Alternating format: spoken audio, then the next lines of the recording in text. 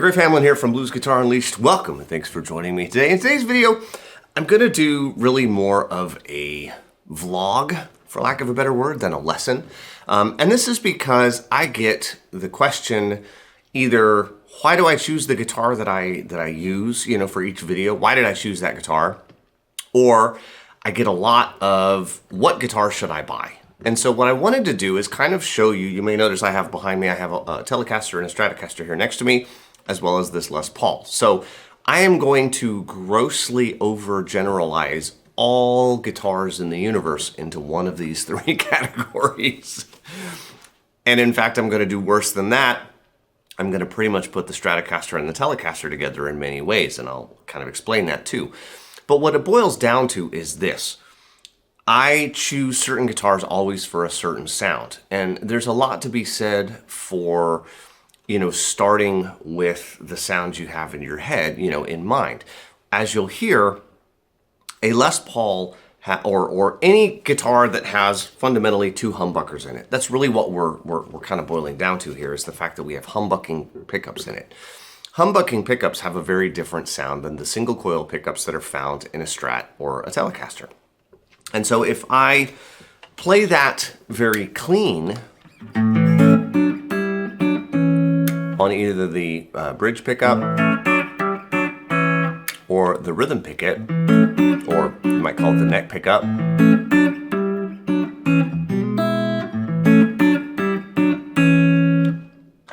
in fact, let me turn off the overhead camera so all you hear is, or the overhead mic, so all you hear is the guitar.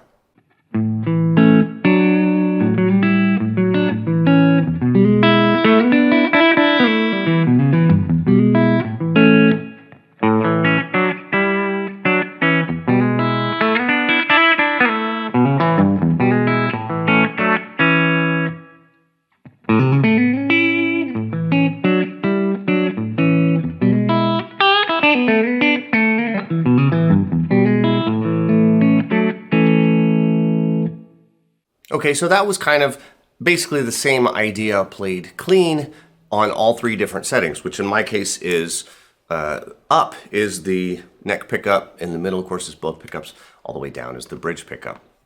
Generally speaking, on a Les Paul, I tend to use one extreme or the other. I don't tend to use the middle setting as much, but that's just me. Lots of people use it. It works great. There's certainly no reason not to.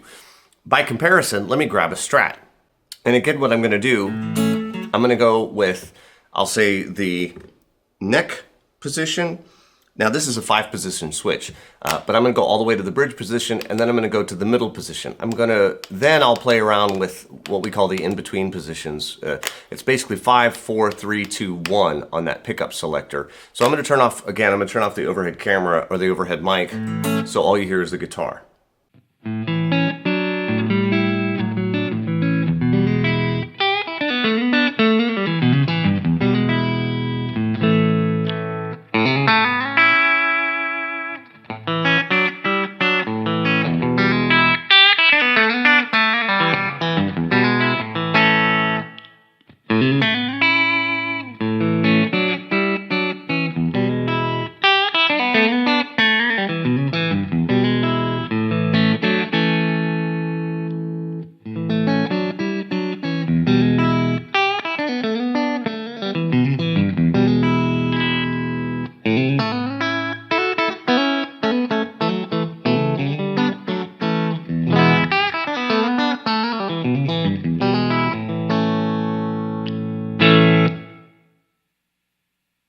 So you might hear there is definitely some subtle differences. Now, in my opinion, at a low volume and with a clean tone, it's actually kind of hard to hear the differences. It's not nearly as pronounced.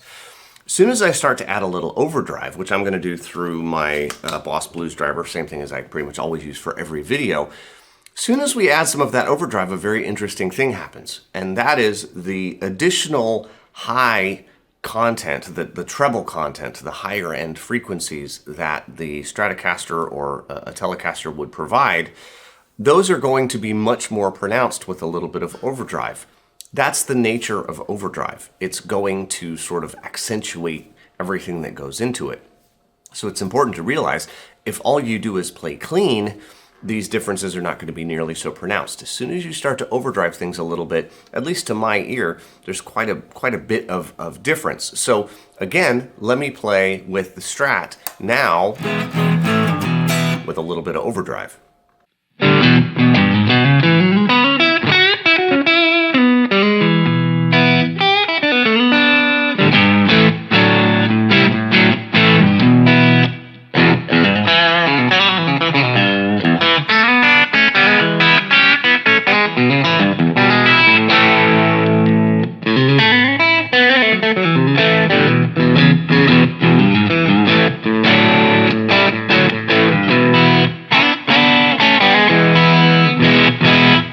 So you can hear probably that there's a fair amount of high-end content. Let me switch over to the Les Paul. Now you're going to hear there's substantially more push behind everything because the humbucking pickups in general are quite a bit more output also than the single coils.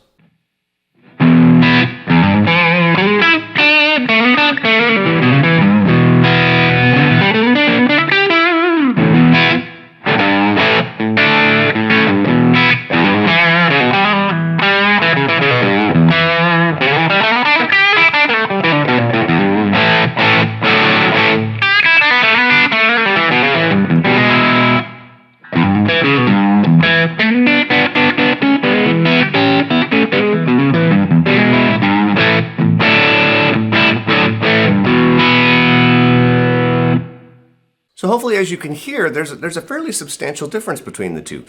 Now, the Telecaster is going to be a little bit more subtle. Let's try that one.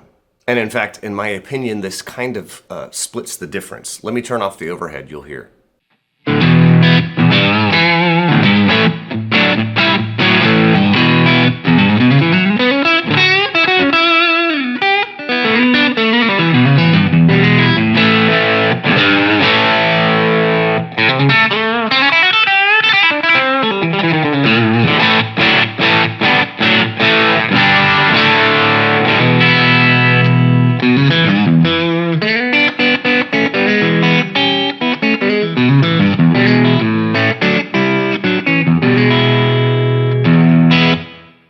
Now, if you're watching this like on your phone or something with little small speakers, you might be saying to yourself, you know, these all sound exactly the same.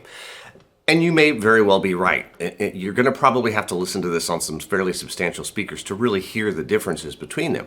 However, what I kind of want to do is just point you in the right direction. And the reason I want to do this is to sort of help you when it comes to that buying decision. Like I said, I get asked a whole lot, what guitar should I buy? What's going to sound the bluesiest? And the reality is that there's no bluesiest, right?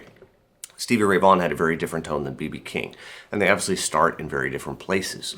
So the first thing I think you need to decide is, do you prefer sort of the single coil, a little bit stringier, brighter, twangier sound, or do you prefer the darker, more mid-focused, humbucking sound, a little bit more lows, a little bit more mids, not so much on the high end? Assuming that that's what, you know, once you come to a conclusion on that, and hopefully this video might do that for you, the only next thing to decide is on the feel. And there's really no substitute for playing a bunch of guitars. But what's cool is that, let's say you really love the feel of a Strat, or you really love the feel of a Telecaster, but you really want that more rock edge, that more, you know, mid-forward type of sound that the humbuckers provide. You can get a Strat that has at least one humbucker, if not two in it. You can get some that'll have a humbucker and two single coils. But same with Telecasters. You can swap this pickup out and you can put a humbucker in it. You can swap this one out, you can put a humbucker in it. You can get a mix of the two. What you can't do, at least to my knowledge, aside from, say, there's a type of pickup called a P90 in a Les Paul, which will give a little bit closer approximation of a single coil pickup out of a Les Paul style guitar. It's a little bit more unusual, but it's out there. So you can make, what's kind of cool, at least to me, is that with most, like say with the Telecaster, if that's a little bright to you, you can roll off the tone a little bit.